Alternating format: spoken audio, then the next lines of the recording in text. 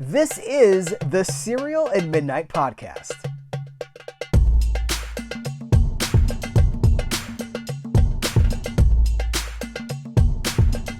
Howdy guys, welcome to the Cereal at Midnight podcast. My name is Heath Holland, and I am so excited about this episode because, a few episodes back, I got to sit down with Mark Evanier, who was he developed the 1983 Dungeons and Dragons animated series for television. So I got to geek out about 40 years of Dungeons and Dragons in animation form. Now, a few episodes later, I'm talking to Michael Witwer, who is arguably, and the person that would argue this is him, because I threw this at him in the interview. I said, you know more about Dungeons and Dragons than just about anybody walking the face of the earth. And he said, no, that's very nice of you. No, listen, I've read the man's work. He's the biographer of Gary Gygax, the man that invented Dungeons and Dragons. We're going to find out about how he came to write the biography for Gary Gygax. Then, a few years ago, I reviewed a book here called Art and Arcana, which is a visual history of Dungeons and Dragons. I love the book. It's filled with hundreds of images. Dungeons and Dragons has some of the most iconic fantasy art ever created. And it's a visual history of the game, of all of those editions, of all the beautiful art, but it's also rich with text. It was written by Michael Witwer, Kyle Newman, the director of Fanboys. We all know the movie about, Fanboys, about the Phantom Menace.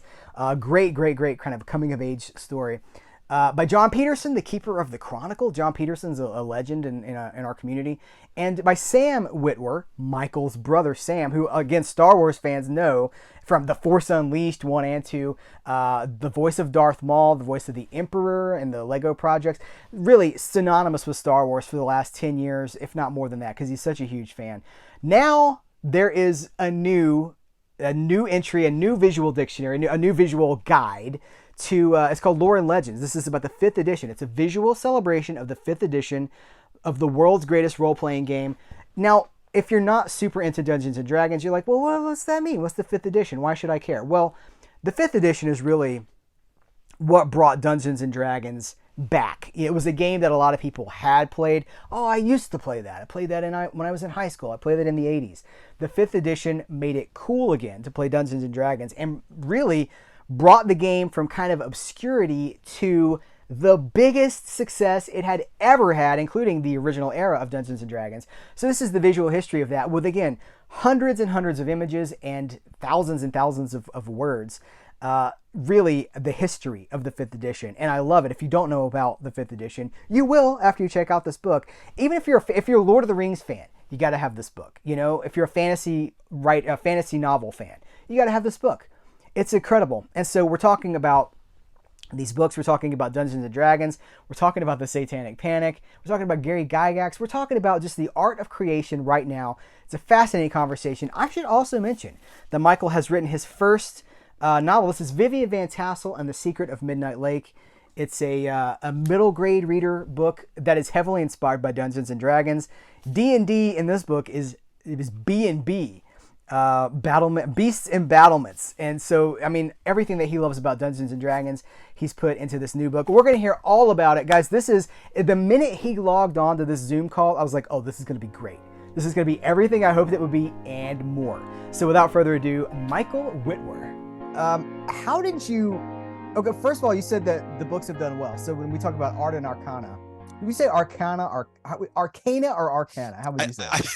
I say Arcana, but I don't think, okay. Yeah, I don't know that there's any right Arcana. I don't know if there's any right way to say it. I say Art and Arcana. Yeah, sounds cooler. Sounds.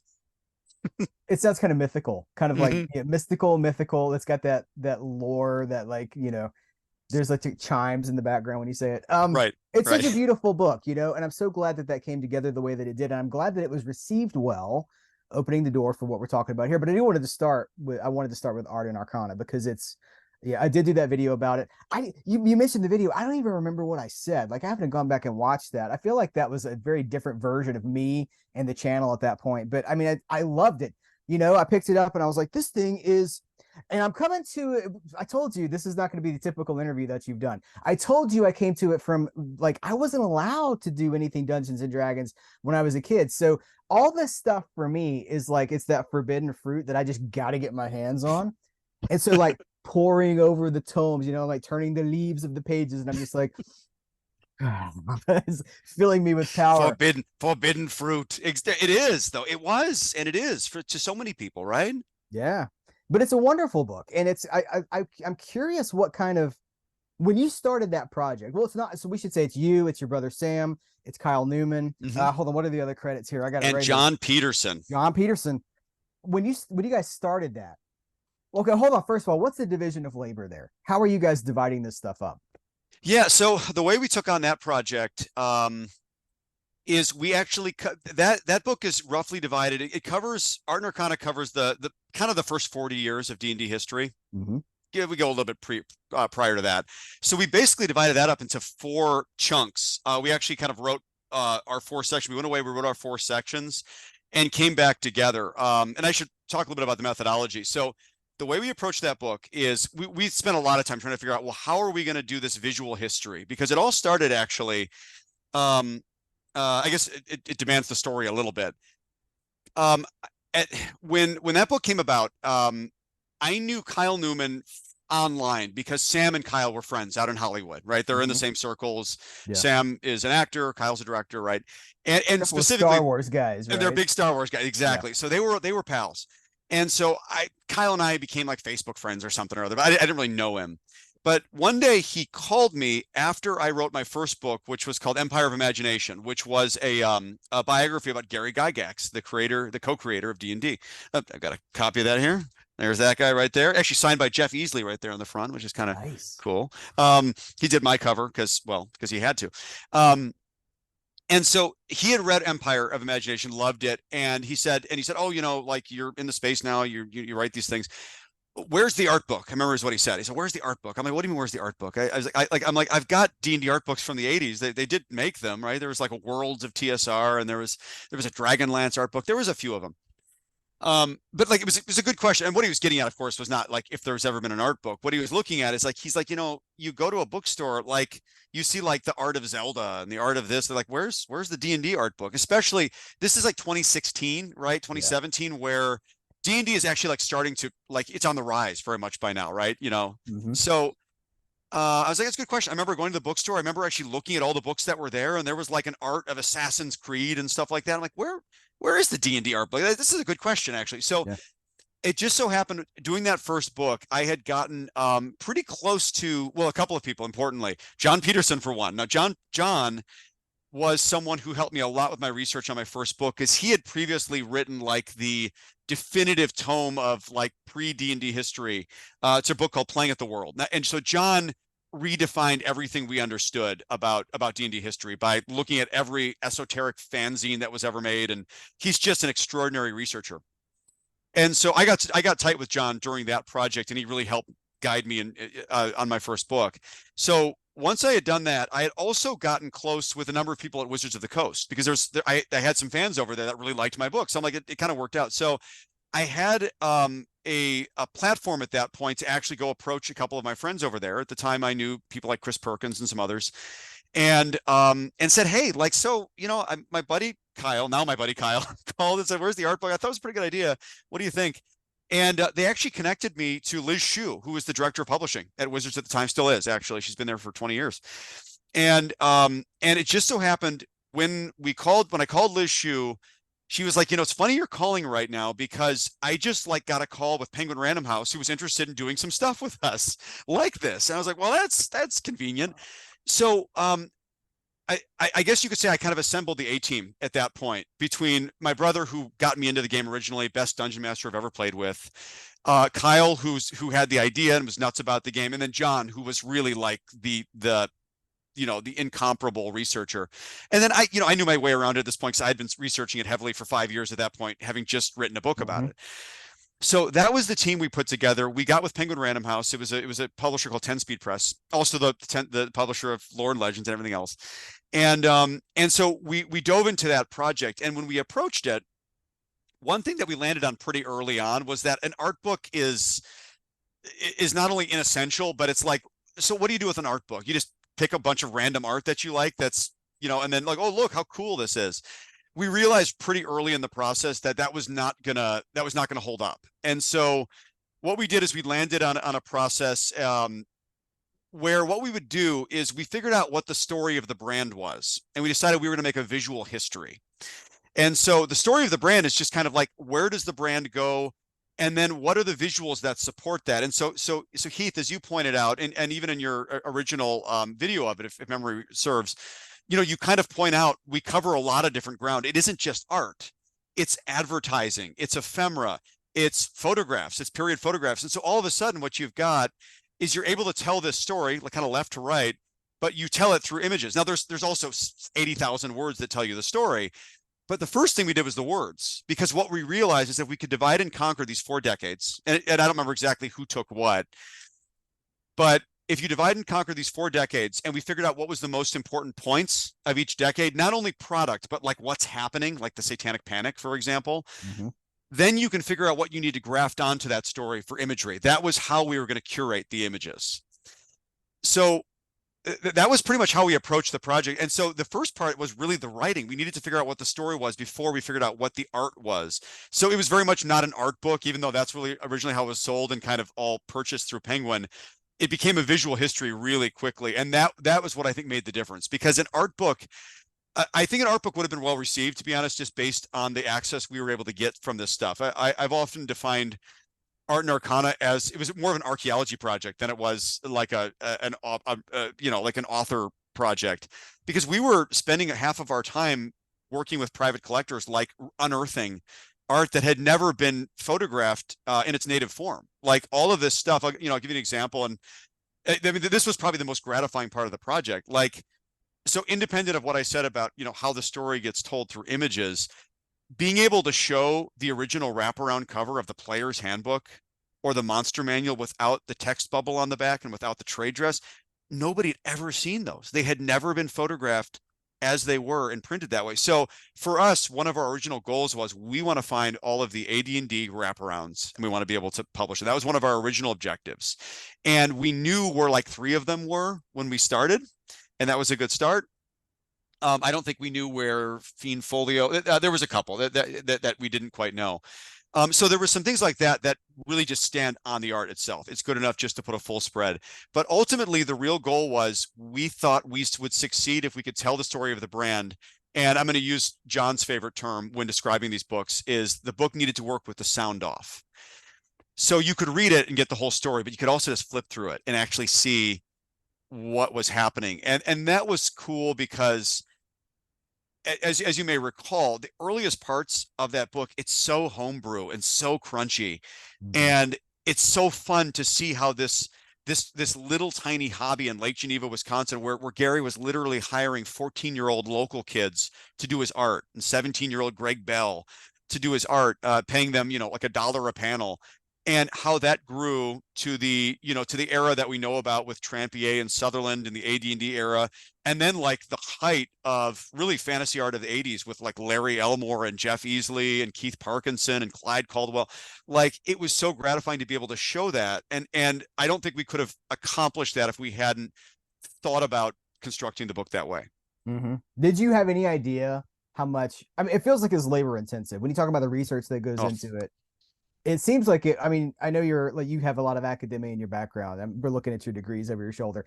This is kind of what you want to do, right? Like you're deeply invested in like this means something. You're looking Totally. at the documents, the pages. But like, did you have any idea what you were about to embark on? No, not at all. I remember at the time, it was a project that one reason we were so excited is that we would have like done the book for free. Maybe not really, but we just wanted to do this book. We wanted to see this book be born. It was just, once we got excited about it as a team, we were like, we've got to do this, and let's just see if we can get this publisher to like make this happen. And they were on some level an easy sell because they wanted to do it just as much as we did. The publisher over there, Aaron at 10 Speed, just was dying to do this project. So it was just the right people at the right time coming together and being totally aligned about what needed to happen. But I mean, again, as I said, the scope changed of it pretty dramatically, and the work that made the work really extraordinary. So consider there's a lot of versions of this book we could have done, kind of relying on stuff that was out there. The key was getting the stuff that wasn't out there. And so I mean it when I say we were like traveling the world, like finding where these pieces were, a lot of times through the private collector community, and going, and we would go and we would like photograph these ourselves. Like we would literally do this. So it was just like a super exciting project, but it was expensive. It was a really expensive project to do. But I will tell you, when we were doing it, we like made a pact. We were going to spare no expense. If we could put a thing in the book that would make it 1% better, but it was going to cost X amount of dollars, we were going to spend that money to do it. I mean, I'll give you an example. There was a lot of licensing as well. There was probably, not probably, actually, I know for a fact, there was about 100 things in that book that required some level of permission and licensing. So consider when you're doing a branded book like this, that's under, in this case, it was an officially licensed Wizards of the Coast book, right? So you'd think, well, oh, so everything's kind of covered, right? They can just kind of hand wave and everything's done. Well, not when you want to use a bunch of panels. We were just talking about old Marvel comics, right? When you want to use a bunch of panels from an old Nick Fury comic to show you how they used to do swipes, those things cost money. You got to license each one of those.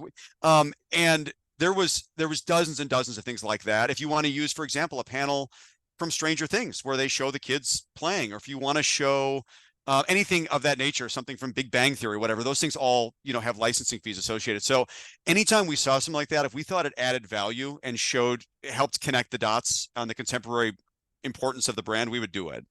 So it was a very expensive project. It was very labor intensive, but we were so proud of it. By the time we were done, we were just really thrilled about how that came out.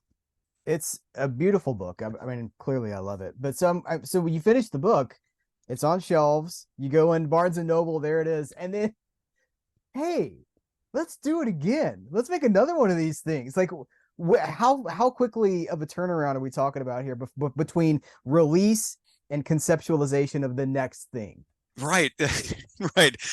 So let's think about that for a second. So Art and Arcana came out in October of 2018. Lore and Legends, which we just finished, came out like a couple weeks ago in October of this year, 2023. So there it is, right? And same form factor. You'll notice it's a sequel. It's an honest sequel to Art and Arcana, right? So we finished that book, and we had all had a great time. 10 Speed was thrilled at Penguin Random House. They were thrilled with it. We were really happy with the whole experience. And so the first thing we did is 10 Speed came to us firstly about doing a D&D cookbook. That was the first thing that was on the docket. So the publisher at 10 Speed, one of the things that he's actually most known for, he also runs an imprint called Clarkson Potter. Clarkson Potter is known for Barefoot Contessa, one of the biggest cookbook series out there, right? So he came to us and said, hey, you're the D&D experts. We just had this great time doing this. I've always had a dream to do a D&D cookbook. You want to do it? We're like, yeah. So that's how we got involved in that. So that was the first thing we worked on for the first couple of years after that. We probably started that in 2018, give or take. Yeah. And that came out in 2020, in October, I think, of 2020. So during the pandemic. And that was a great, really super fun project. There was a lot to that. And my brother at the time was actually too busy with work to join that one. So that was actually just me, Kyle, and John. But it was intended to be the same team. Yeah. So I think it was around 2020 where we were wrapping that project up, and Aaron again is kind of like, well, what's next, guys? And we're like, well, and we had been talking about this a bit prior to that, because as a team, one thing that had become really apparent to us, well, there's two things. With Art and Arcana, as you may recall, that book, it kind of peters out around 2016, 2017, right? Like we just barely get into 5th edition. We're like, look, we've arrived and it's great. So we cover like the 40-year history, and then we're kind of like, and here we are, and things are great now. But what's really wild is the difference between, say, like 2017 and then where we were around 2020, where the brand had even like doubled down a couple more times. It was at the absolute height of its popularity. We couldn't believe, how much of a mainstream name brand D&D had become by that time, even by the time we'd finished it. So we had this idea for a while, actually, and we had even toyed around with this as a non-visual book. We thought like this would be good as like a traditional, like nonfiction, like word book.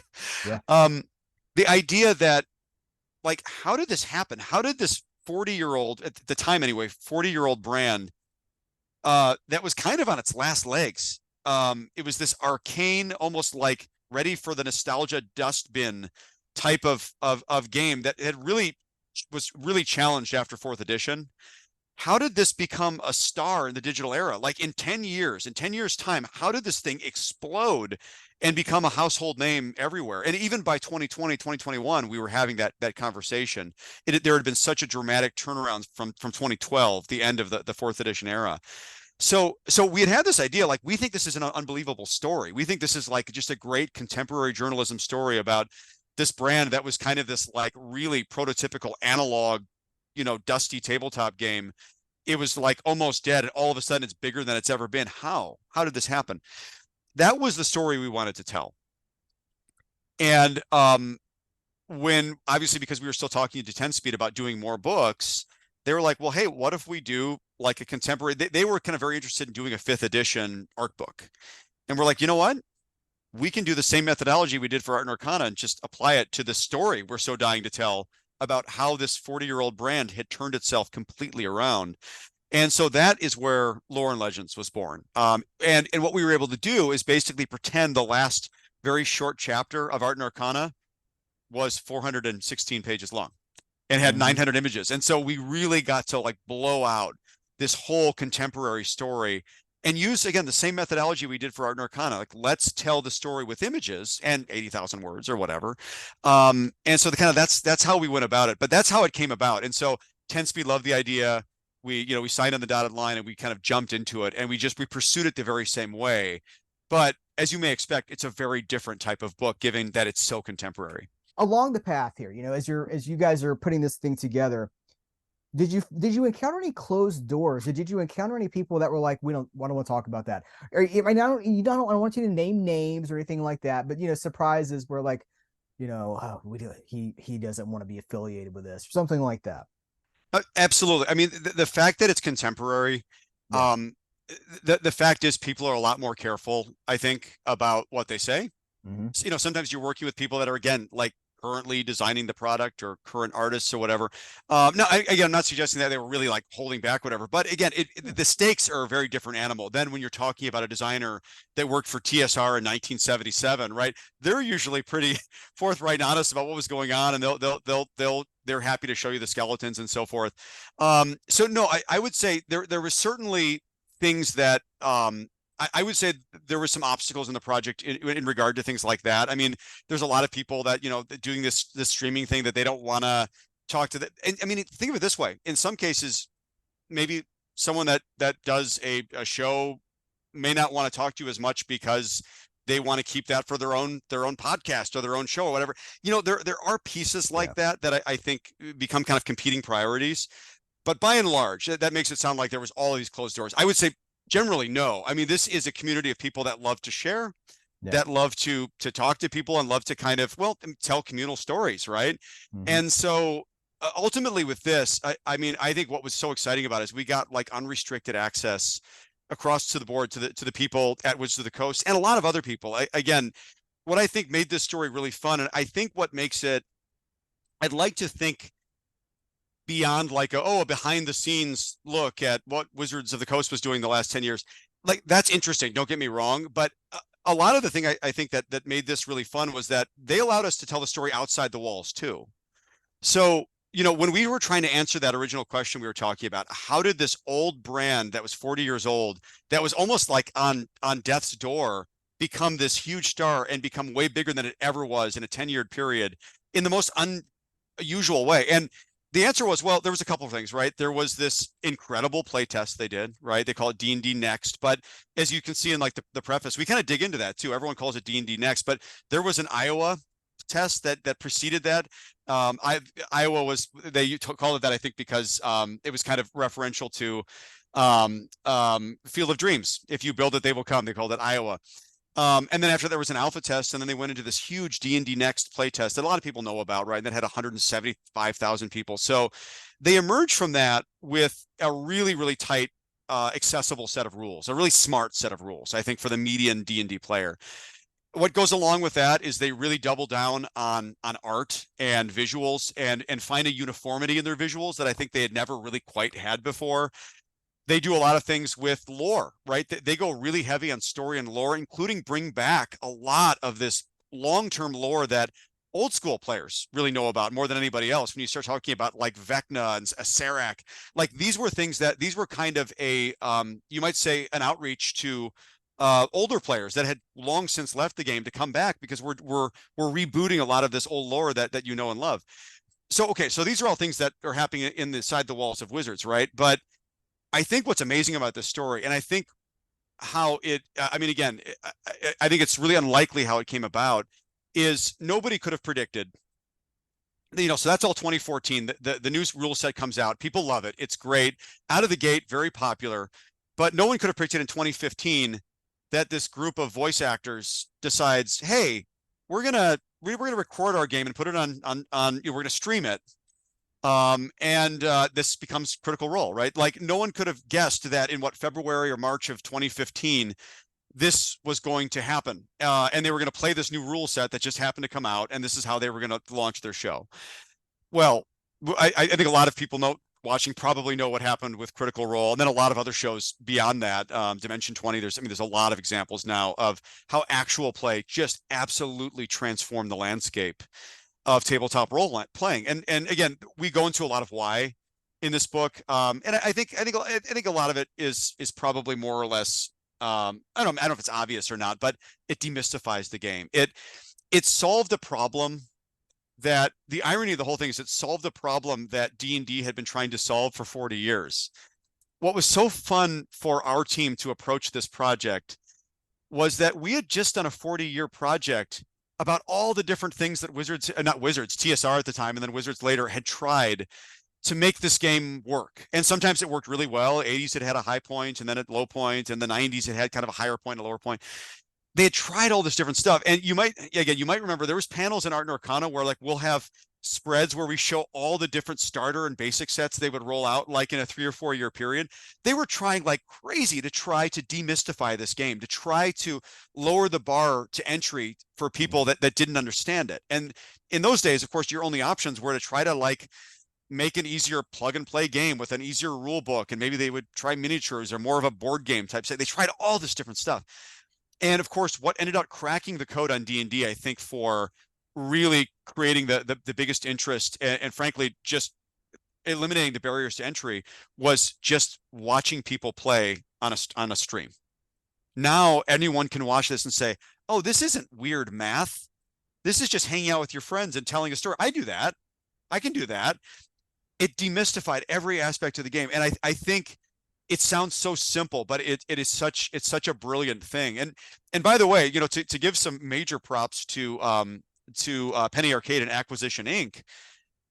This was something that, and we covered this in the book as well. This was something that they had thought about in 2008. You know, the first episodes, the first podcasts of Acquisition Inc. happened in 2008 during the 4th edition. But again, it was a podcast. It didn't get a lot of, it didn't get a lot of attention, except again, when they started doing their live play things at Penny Arcade on stage. Like people would show up in droves. You know, Will Wheaton started doing it, and Felicia Day and a lot of other people later. So this notion of like actual play was kind of out there, but 2015, yet again, you got the right people in the right place at the right time. Geek and Sundry, of course, broadcast this, and Critical Role becomes this sensation. All of a sudden, this game that has been so mystified for so many years, those barriers to entry have been broken down, and people can start following this. They can start understanding it easily, and they can start playing. And again, I could obviously go all night on this, but just to give you like one other piece that, again, you could never plan it this way. What happens in 2016, but there's this weird show on Netflix called Stranger Things that just happens to pop up. And guess what? Stranger Things is in love with D&D. Wouldn't you know it? So all of a sudden, again, you've got this convergence of all of these, not only creators that are now in Hollywood and a lot of other places and in technology, and they're talking about D&D like crazy. In fact, it's showing up in their work now, right? Whether it's Big Bang Theory or whether it's Community or whether it's something like Stranger Things, you've got actual play happening. You've got this great rule set. You've got great art. You've got great lore. All of these things start like stacking on each other. All of a sudden, the momentum starts building and it kind of spins out of control. So that was the story we wanted to tell. And there's, of course, a lot of visual components you can tack onto that are a lot that are beyond just art. And so that's what makes it a fun and kind of dynamic book and hopefully read. Isn't it crazy the way that everything lined up? Because I remember listening to Will Wheaton was an early adopter of podcasts, and I remember listening like way back. I guess it was probably around 2008, hearing him talking about, and Felicia Day was there too. I remember that time, and it had an audience, but then later it just got so much bigger. It's so crazy that it's like we just weren't quite ready for it. It was Right. building, but it wasn't quite ready to explode. One of the cool things about the book is that you've got quotes throughout. And Tom Morello from Rage Against the Machine, so he wrote the forward to the book, but there's quotes all throughout it from people that we know. It seems as if, well, it seems because it is true. A lot of successful people have Dungeons and Dragons in their lives. It's a key component. It's a component to the lives of a lot of successful people. Do you want to talk about that for just a second? Yeah, I mean, I think usually it's a really common thread when you ask somebody, especially in entertainment. That's where you see it come up a lot, right? I imagine there's a gazillion, people out there that have been successful that happen to grow up with D&D or whatever. And I think a lot of people, but especially in things like entertainment and technology, Mm-hmm. I think a lot of those people in particular attribute a lot of their creativity and their storytelling. Um, they kind of basically cut their teeth on imagination in D&D.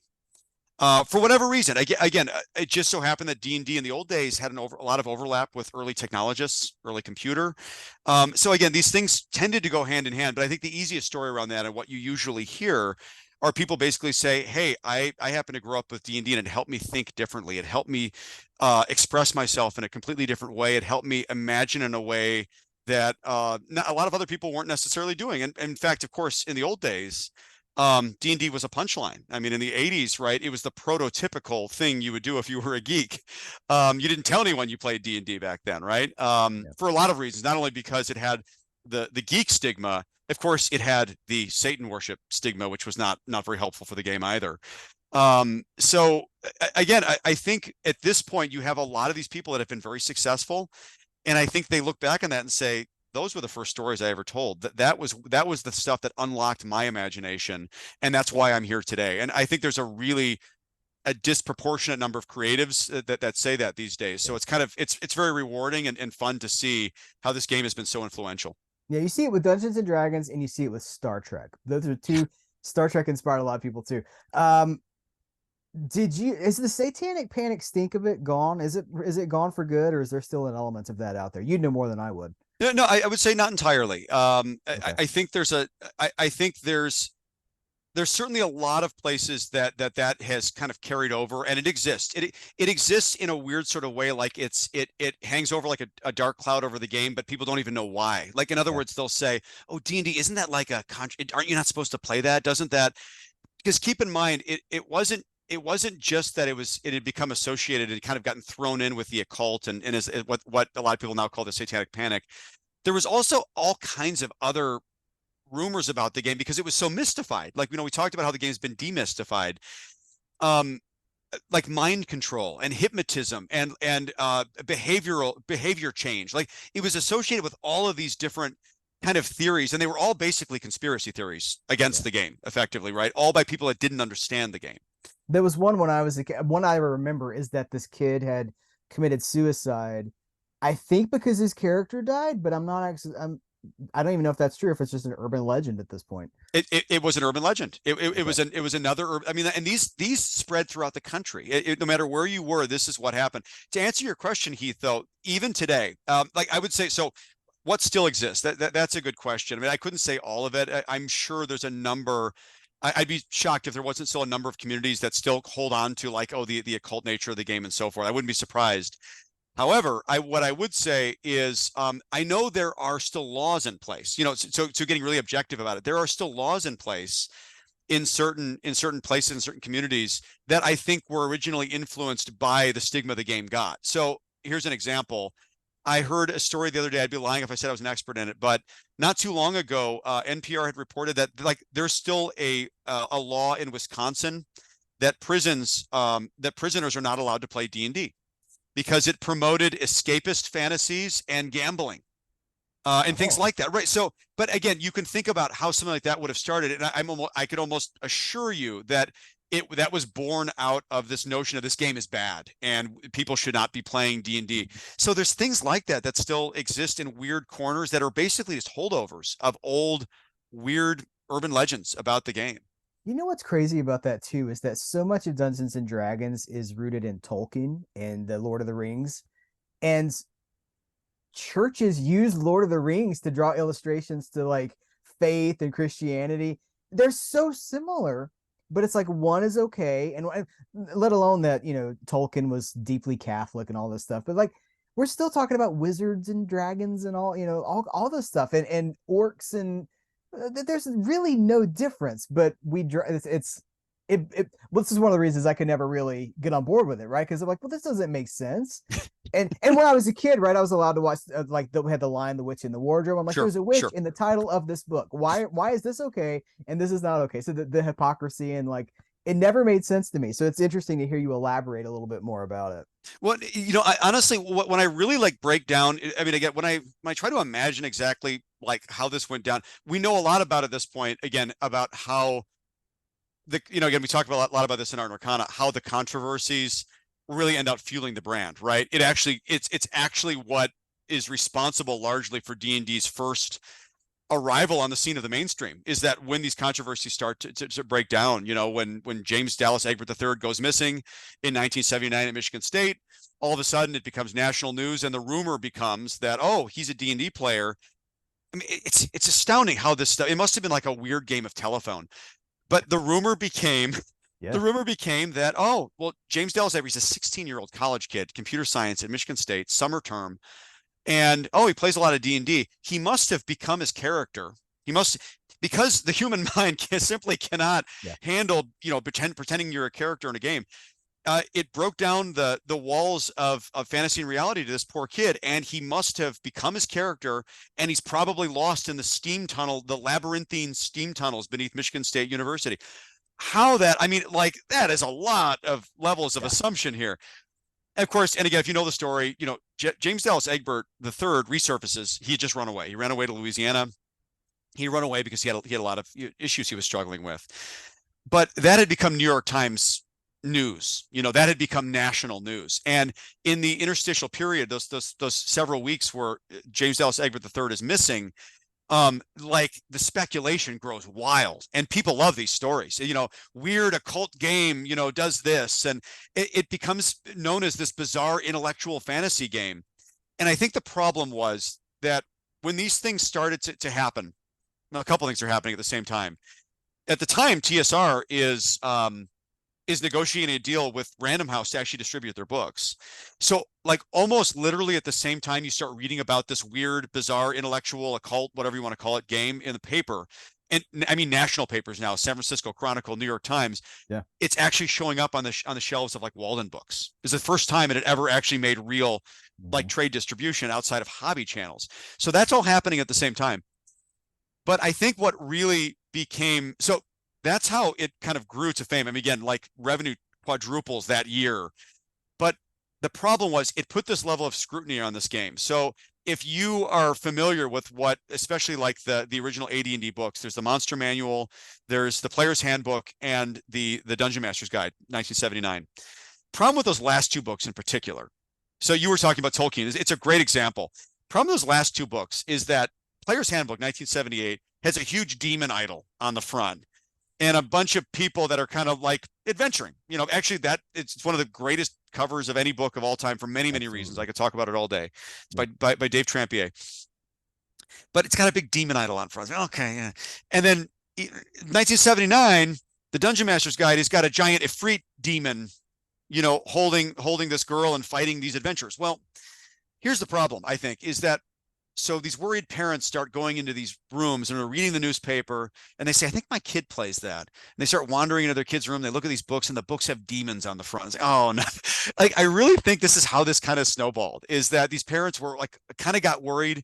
They had a reason to put some scrutiny on the game. And then all of a sudden they're like, oh, it's true. Look at these books. They're so occult. And then they would open them up. As my buddy David Ewalt used to talk about, who wrote a really wonderful book in 2013 called Of Dice and Men. You would open up these books and there were spells inside. Like, I knew it. They're spell books. These are occult books, and they have demons on the front, and they have spells inside. Like, it was weirdly easy to see how Yeah. the speculation could really grow out of control, especially with a game that no one understood. It was such a strange game to explain to anybody. So then you would ask your kid, well, do you play this game? Well, yeah, I play this game. Well, what's it like? Well, it's like real life. It's like real life. Like, it's, right. You could see like how that you could, again. So thank goodness My for actual teenager has become withdrawn. They're in their room all the time. They've become kind of angsty. It's the game. It's the game. It must be the game. So, I mean, again, it became such a, it became the enemy of, obviously, like, it became the enemy of a lot of different groups. It wasn't just like censor groups. It wasn't just religious groups. It was like everyone's enemy. But of course, like I mentioned earlier, when you're everyone's enemy and your parents say you can't play this game, you're going to play this game. Yeah. It's like that's what made it. Yeah. Yeah. Don't buy the new Iron Maiden album. And then, of course, what do you want to do? You want to go buy. Yeah.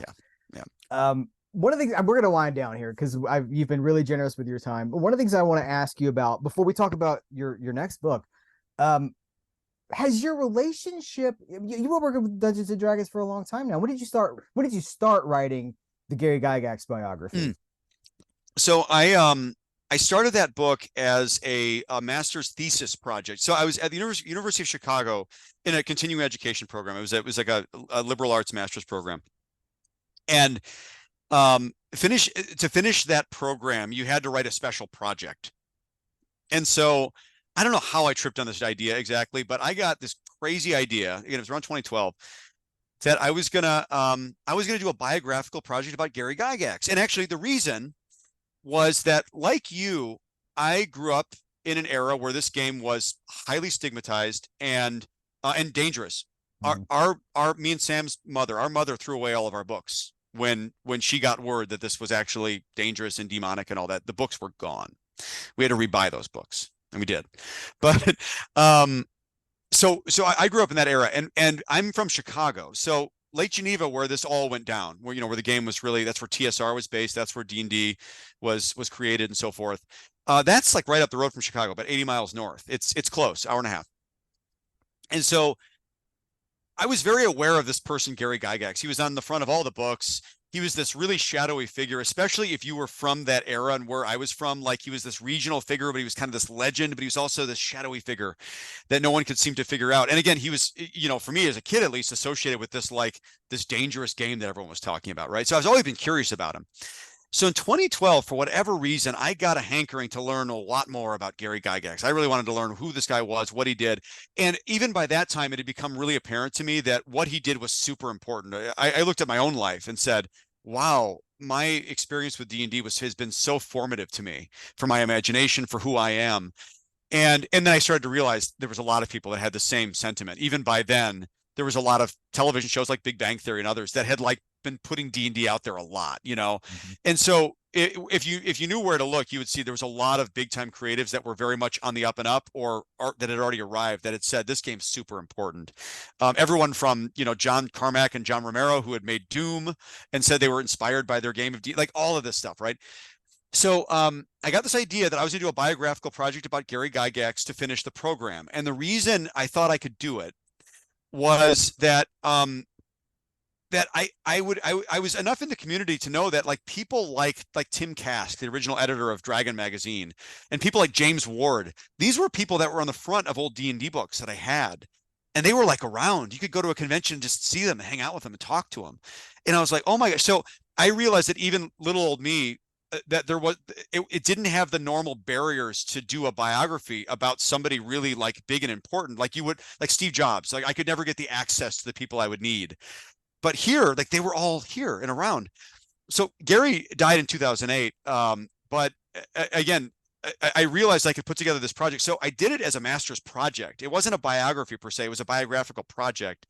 And by the time I was done with it, it was like 60,000 words. It was lengthy. It wasn't full book length, but it was getting kind of close. And by the time I was there, I was like, oh my gosh, I guess I should. And this is like 2013, somewhere in there. I'm like, I guess end of 2013, maybe even getting close to 2014, I should finish this. And so I actually went through the agent process to try to get a literary agent, which is a whole thing in and of itself. went through that whole thing, got a wonderful agent named Jacques de Spoulbert, who was a fascinating long-term editor and literary agent, and he took on the book and sold it to Bloomsbury. And so like that's how that first book came about, but it wasn't even intended to be a book originally. Mhm. It was a project that became a book. And so the rest was kind of history, and that's really what got me from a writing standpoint into D&D. Sidebar, did you go on Rebel Force Radio to talk about that book when it was I, new? I did. I did.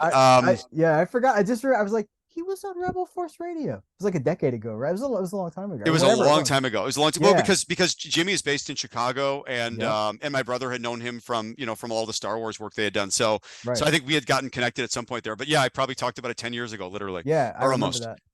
Well, this is going to be the big Oprah question now. So, having worked on it for over a decade, has your relationship with Dungeons and Dragons changed because of all that you've done within it? You know, telling the story. Do you still relate to it the same?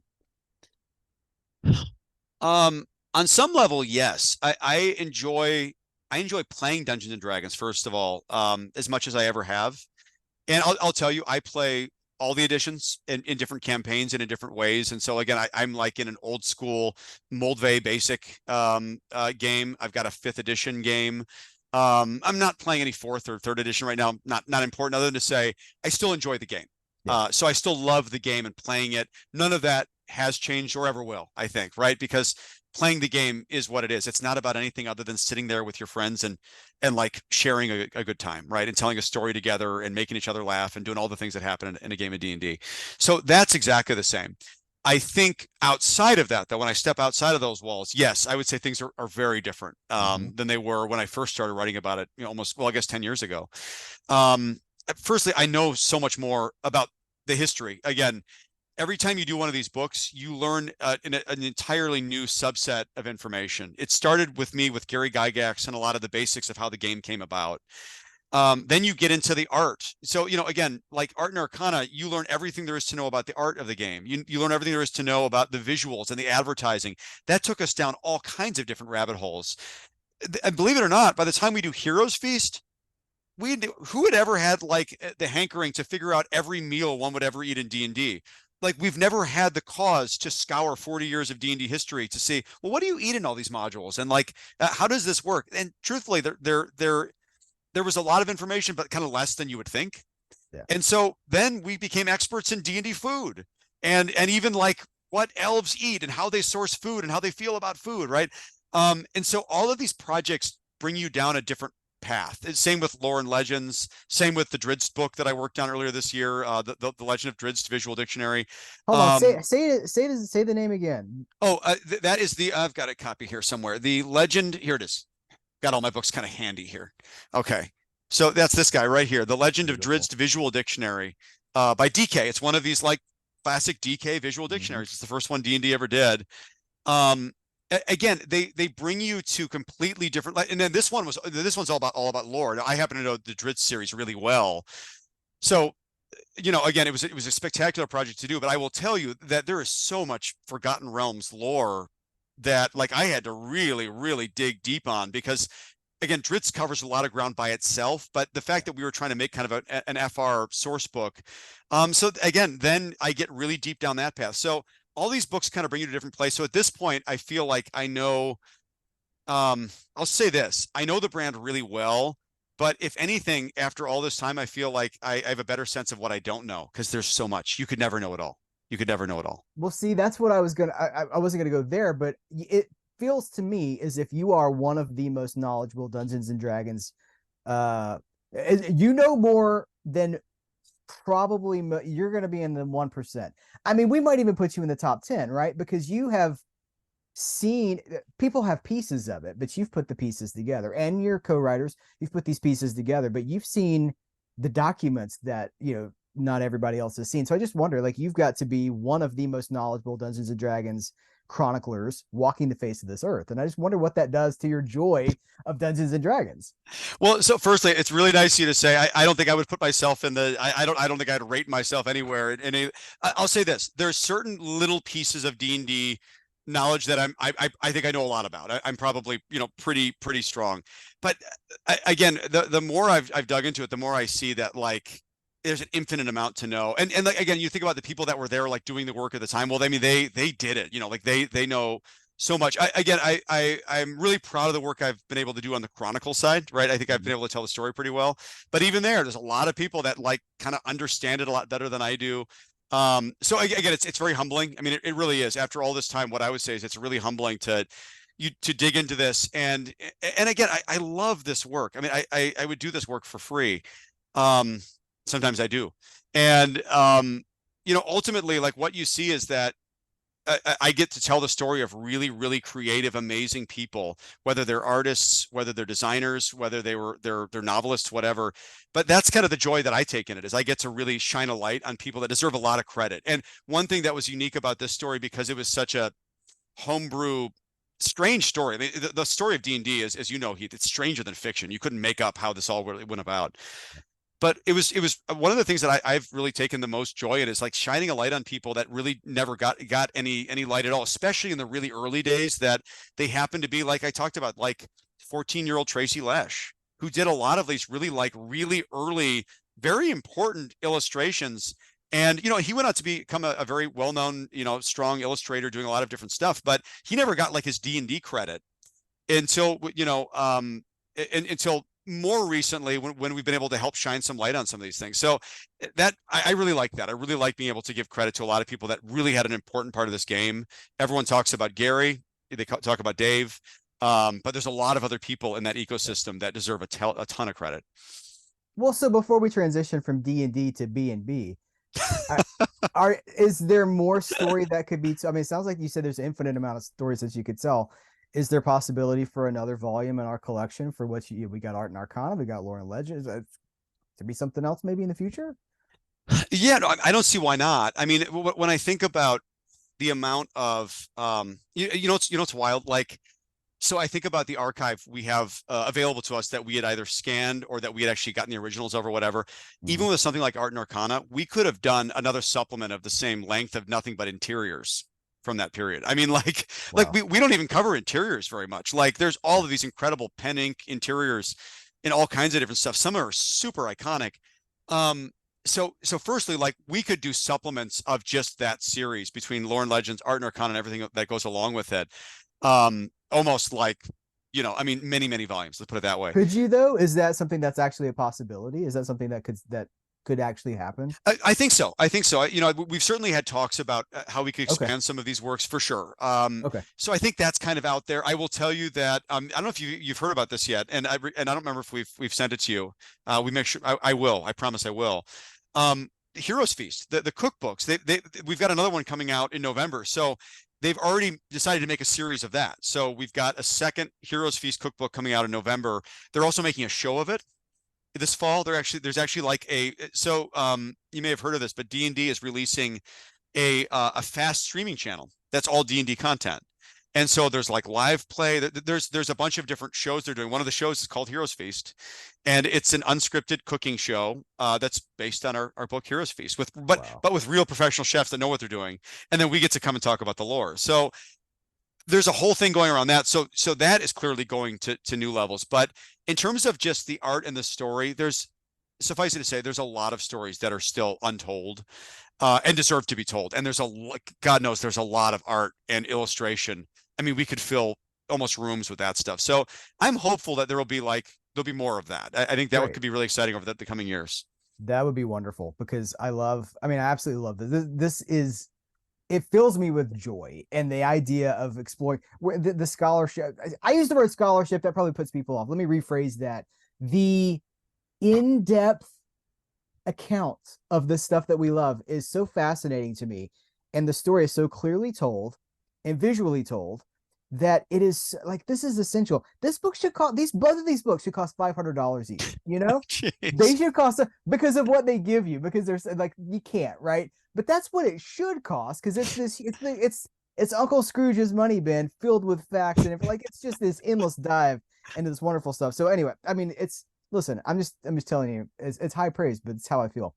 Well, thank you. No, I mean, yeah, I'm delighted to hear. I have to say, we are really proud of both these books we've been talking about, Art and Arcana, Lore and Legends. Again, it's a natural sequel. We got to, again, tell a completely different story. I think just as good a story, a really interesting, unlikely story, everything from actual play to Stranger Things, to art, to design, to game testing. And by the way, one thing that was really fun about it, I should mention, is that because again, we had just come off this like 40-year history thing. So how cool is it that D&D spent the last 10 years resurrecting people like Xanathar and Mordenkainen and Volo? Like we were just studying those guys. So Yeah. the idea, Tasha. So the idea that was one area that we felt was really important for us to live as D&D historians, or whatever you want to call us. We thought one of our charges was we have to provide the context around these things. We thought it was valuable to say, let's give people a blurb on where Tiamat came from and what Tiamat is all about, I love that. where Page she came from. 75, by the way, it's in my notes. Yeah. Right. Where did Tiamat come from? Where did Volo first show up? Who's this Van Richten that's on the front of this new book? Who's Tasha? Like, these have all super old, in some cases really esoteric, like hard to find history. So we thought one of our charges was our job is to do that work. We've got to make sure that that's a level of research and depth that we can provide here that adds some real value to this story, outside of curating art and doing 100 other things. So again, I'm thrilled that you like it, and I know I'm really proud of it. So again, thank you for all the praise. It's really appreciated. I love it, and I wouldn't fake it. I wouldn't tell you. I wouldn't like, oh, it's great. Like, I don't do that. And people can tell because they trust me. I've built that rapport with my audience. I've built that trust. They know if I'm really excited about something, there's a reason for it. And listen, there's a lot of, I got dungeon masters that watch my channel and stuff. I mean, there's people that are really going to connect with us. So let's talk about your novel, because you have now written a novel. It's not about Dungeons and Dragons, but it is about, it's got the role-playing element. You want to just tell people a little bit about maybe how the who, what, when, where, and why of Vivian Vantassel and the Secret of Midnight Lake? Absolutely, Heath. Thanks for asking. Again, this was a hugely exciting project for me. So, firstly, it's my first published novel, right? So I've written a long time. Everything that I've written is technically nonfiction, although that's weird when you think about it, because like a book like we were just looking at, this guy right here, right? Yeah. This is a nonfiction reference book about a completely fictional world and topic, right? Like, right. So again, suffice it to say, I love fiction, right? I love imagining, storytelling, and so forth. So I've got all these nonfiction books out there, different styles. So this is my first published novel. And as you said, it's called Vivian Vantassel and the Secret of Midnight Lake. And so I will tell you, you won't be surprised to hear this is hugely inspired by role-playing games, right? And in fact, to be really specific, so this book is like, so when they say middle grade fiction, so think of this as like Percy Jackson, Harry Potter, Fablehaven, take your pick of whatever. And the way this book came about, so this was kind of like, I wanted to write a book that got my own kids interested in role-playing games, tabletop role-playing games. And this book, I think, does that relatively well. I'd like to believe it does that very well. But it was inspired heavily by my first book about Gary Gygax. So the way this came about is when I was writing Empire of Imagination, or in fact, when I was actually working on that special project before it became Empire of Imagination, there was a super interesting detail about Gary Gygax's childhood that I couldn't get out of my head. So this is during the research process. What Gary used to talk about when he was a kid in Lake Geneva, Wisconsin, is that he used to wander around the abandoned ruins of Oakwood Sanitarium.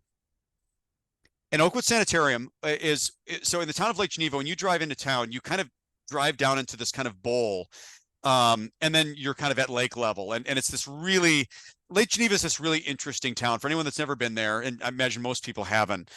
They used to call it the Newport of the West, because it's this super tony town. It's 80 miles north of Chicago, but it's basically an otherwise very beautiful Wisconsin fishing-like town, except that it has this weird insurgence of extraordinary wealth, because basically families like the Schwinn family and the Wrigley family, families like that all had like these mansions around the lake. So this was basically their summer homes, right? So it's really an unusual town. So when you drive into Lake Geneva, you drive down like on this hill. And in the old days, it was built in 1885 to be exact, there was this Oakwood Sanitarium that literally perched above the town. Right. And it's this 4-story Romanesque building. Like you couldn't make this thing up, like the way it looked, especially when it was abandoned when Gary was a kid. So the thing you did when you were 13 and you were like a troublemaker is that you would go and you'd wander around the abandoned ruins, even though it was all fenced off and so forth. That was what you did. Right. And so Gary used to talk about that as a big inspiration for him. about dungeon play and all that type of thing. He said Oakwood was a really inspiring thing to him. So anyway, long story short, when I started looking into this, I found old archival pictures of Oakwood, and again, it was like you couldn't believe like this thing like perched over the town and it was real. But the other thing that I found is that when I was digging into this, I kept landing on all these different sanitariums in Lake Geneva. Like there was like a half dozen sanitariums. I'm like, the town has like full-time 8,000 people. Like, why are there so many sanitariums in Little Lake Geneva, Wisconsin? So that got me onto an idea that I kept in the back of my mind that rolled around in my head for 5 years. So I finished Empire of Imagination, did all that, but it sparked this what if idea. And so I thought it was so interesting that the town where D&D was born also had tons of sanitariums. So I came up with the what if of, well, what if, as for a fictional idea, if there were so many sanitariums because people kept getting committed for, say, delusions. And the delusions that people kept having were like, oh, they would go in the woods and see a bear with the face of an owl. Or they would go into the woods and they would see a floating eyeball with 10 eye stalks on the top or something like that, right? That was where the idea started, is that like, this is why there's so many sanitariums around the town. And so maybe when Gary creates D&D, he doesn't do it based on things of his imagination. He does it based on things he is seeing and experiencing. That was the idea. That was the original thrust of it. So come to 2019, when I first started writing this book, I finally had a second to outline it and figure out like what I wanted it to do. So again, not to give away the plot or anything like that, but so Midnight Lake is an analog for Lake Geneva. The game Beasts and Battlements, no surprise, it's kind of an analog for D&D. Garrison Arnold might be based on various creators of D&D.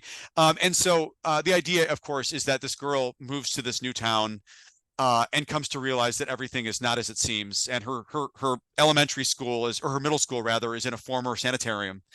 And she comes to kind of find some old case files and realize there's some strange coincidences between what's in those and this game of Beasts and Battlements that she's playing that was invented right there in town. So again, those that know the story of Gary and D&D will look at this and say, wow. But of course, it's for 8 to 12-year-olds. So really what this book is for is that anyone out there that has kids that they want to get interested in tabletop role playing, there's a lot of good tabletop role playing stuff in there. The kids play the game and they're interested. So that's kind of who it's for. But it was super fun to write. And it was a big passion project. It was this idea that hit me like a lightning bolt in 2013, 2014, when I was working on Empire of Imagination. It's got a built-in franchise quality about it too, like you could keep that going. Well, and it is intended to be a series. I'm actually working on the second one as we speak. So very good. It's intended to at least be a trilogy. And again, I just had a huge amount of fun with it. And it just meant a lot to me. For what it's worth, my oldest daughter is Vivian. And so her name is Vivian, that is to say. It's spelled differently. We use the French spelling. So again, a lot of the characters were inspired by people that they're close to me. And it was just a really fun project to do. What do your kids think about the book? They love it. I think they think they have to say that though. I mean, they love it, but I think they have to say that. That's great. This is really great. I know, oh man. Oh wow. This is so good. Oh, you used my name, but you spelled it different. Oh, okay. No, that's super cool, man. That is really, really great. And do you okay, having come out of so much research and the quote nonfiction, right? I know you're working on a second one. Like, do you enjoy one of those more than the other? I'll say this. One thing I've come to appreciate and really learn about writing over time is that writing is writing. Writing actually, from a process standpoint, feels the same. Even the creative process feels really close to me, way closer than I think most people would describe these things. Like, for example, when you're writing nonfiction, people assume like, oh, nonfiction, you already know the story, you already know the characters, the real characters. It's our world. You're not doing any world building. But when you write nonfiction, you always there's always things you don't know that you want to know about your subject. So consider you're still storytelling, right? Whether you're writing fiction or nonfiction, you're still storytelling. You're still solving narrative problems. Again, like if you know fact A and fact C, but you don't know B, you have to solve how you get from A to C. So you have to solve narrative problems in either case. And I would also argue you have to still have to do a lot of research. I mean, Vivian Vantassel is pretty unique because it's so based on research, and then it's kind of, it's veiled and it's changed and so forth. But you always have to do a lot of research if you're going to write fiction that feels real, that resonates with people. You're going to do research. I promise. You're going to crack books, and you're going to do internet research. So the believe it or not, the process actually feels very, very close to me. I'm not sure if I have a preference. My juices get flowing in very different ways between the two different things. When I start getting down a thread and I start making connections on nonfiction, I get super excited. In other words, when I start researching something and then coming to a realization like, oh, wait, they did this here and they did this here. Oh, there's a pattern here. Or there was some unknown pattern that I didn't see before. Again, you said earlier, this means something. You have a lot of this means something moments when you actually look at the history of something holistically, and maybe you have the opportunity, for example, to study it for a visual history. All of a sudden you see things you just never saw before, you never had a reason to see before. Same with the novel process though. When you're writing fiction, again, I just love the idea that you have to come up with ideas to solve those problems, right? Like these characters and these stories kind of take a life of their own. But the fact that you get to make up the idea, but it has to be a viable idea. It has to be like good enough to exist. I think that is a really exciting prospect. But it's very different. It's very different than obviously trying to go like dig under rocks and figure it out. So I would say I kind of like them both the same. They're different, but they're also very similar, weirdly enough. Yeah. Do you ever want to write a Dungeons and Dragons novel? Do you want to like move over, R.A. Salvatore? It's my turn.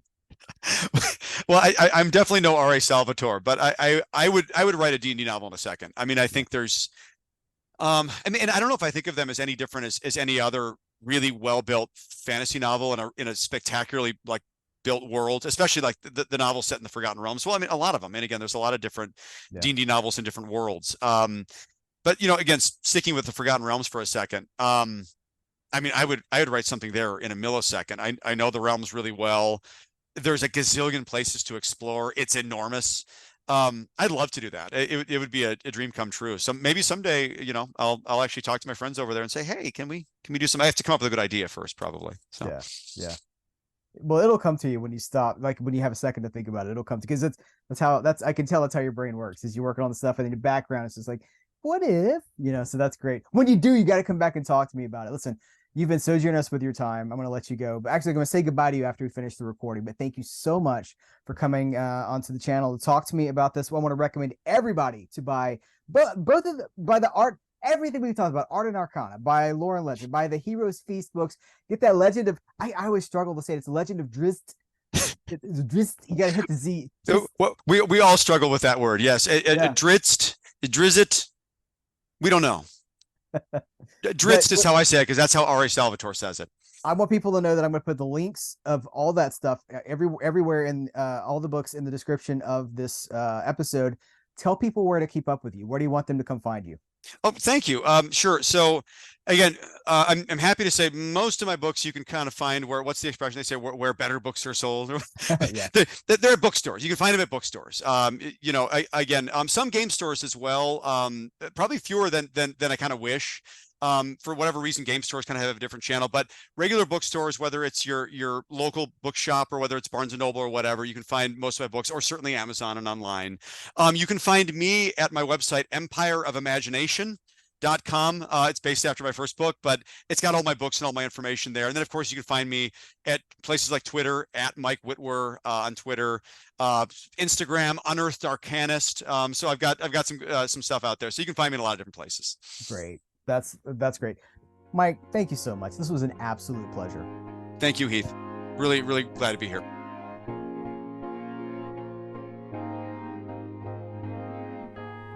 I hope you come away from this interview with as much joy as I do. I can listen to this man talk about the stuff that he loves endlessly. He has so much passion, so much joy, so much enthusiasm, and a lot of that comes through in these books too. These books are a celebration. They are a visual celebration of Dungeons and Dragons. And I would also say that his book, Vivian Vantassel and the Secret of Midnight Lake, is also a celebration of not necessarily Dungeons and Dragons, but what he's gotten from Dungeons and Dragons. We talked in the interview about how highly successful people seem to have D&D in their history. It's something that's a part of their lives. I'm going to include Michael Witwer in that too, because it's a part of his life, right? Look at Kyle Newman as co-authors for the books, right? For Lore and Legends and for Art and Arcana. Kyle Newman, John Peterson, Sam Witwer, you write these books, you have D&D in your past. It encourages imagination, it encourages going an extra mile, it encourages, endurance and stamina and really reaching to achieve something. I think it's great. And this was an absolute joy. I think, you never know. When you interview somebody, you never know. Some people come on, they have no energy whatsoever. Some people that come on, and the minute you hit record, or the minute they show up, you're like, this is going to be a blast. That's how I felt about this one. This was one of the most effortless interviews I've ever conducted. I think that comes through. Support this man. Support his books. Support his endeavors. I'm going to put links. You heard the links. I'm going to put them in the description of this episode.